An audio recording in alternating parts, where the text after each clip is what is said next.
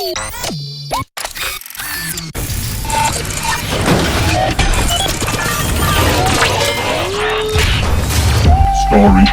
rumblings.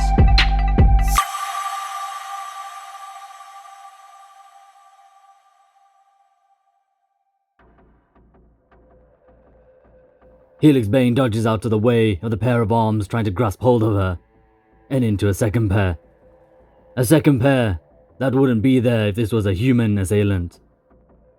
Forward spawn, then, Helix Bane thinks, as she changes the battle plan from attack to escape.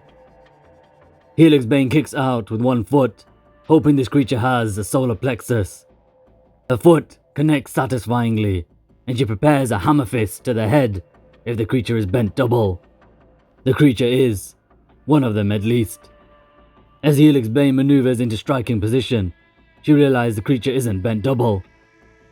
Instead, a light grey, bold, vaguely feminine face is looking right at her, its wiry arms reaching out to embrace her.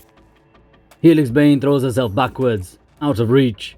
She hits the ground, and before she can transition into another defensive maneuver, the creature has already locked itself around her legs with one set of arms, and with its other pair of arms slowly heaving its way higher up her body, utilizing its body weight to pin her down.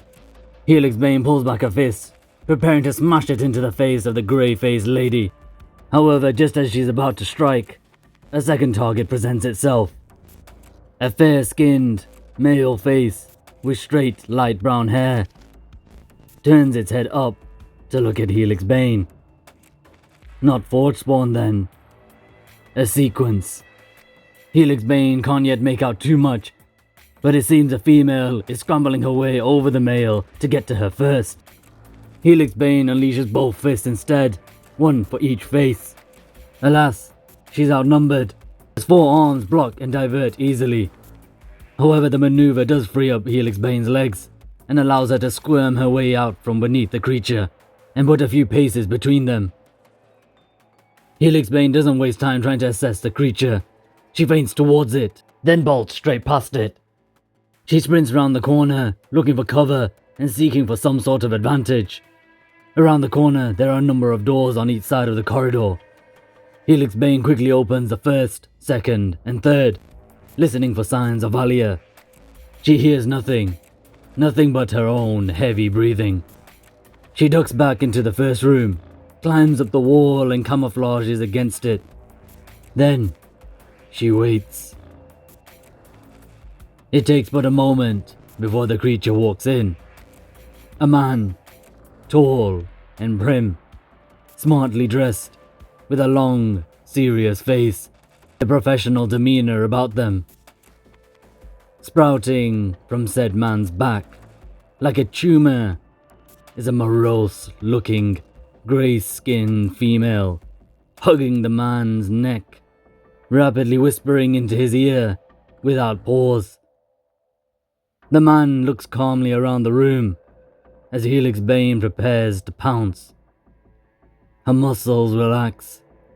She imagines a leap, and then the sharp, firm strike to the throat. Then, a third creature on all four legs, snapping its jaws, clambers into the room. Valia. She begins barking at and harrying the man and woman combination, who quickly turn their back to face a new danger. Helix Bane's muscles activate. She leaps down and towards the man-woman. She gets the female in a chokehold and yanks back savagely, attempting to suffocate her or break her neck, whichever comes first. The fight may well have ended there, if Valia was as savage as Helix Bane, but it seems she's not. She's all bark, no bite. Valia gnashes her teeth and makes a lot of noise, but that's all she does. She doesn't attack, she doesn't go for the kill. As Valia lunges forward, so does the man. He leans forward, creating a V-shape where him and the female connect. The V-shape begins to flatten as he stretches forward and Helix Bane pulls backwards. But then the man grabs hold of the upper and lower jaw of Valia and begins to pull them apart while swinging Valia around, setting her on a collision course with Helix Bane. Helix Bane is forced to release the female, or be mauled unintentionally by a panicking Valia. She leaps back and tries to get her breathing back under control, while trying also to look unharried by the conflict. Helix Bane straightens up as the man looks down at Valia, who's whimpering and scrambling in a frantic panic. In a flat and clipped voice, the man commands, "Enough." He punctuates this with a sharp jerk to both Valia's jaws.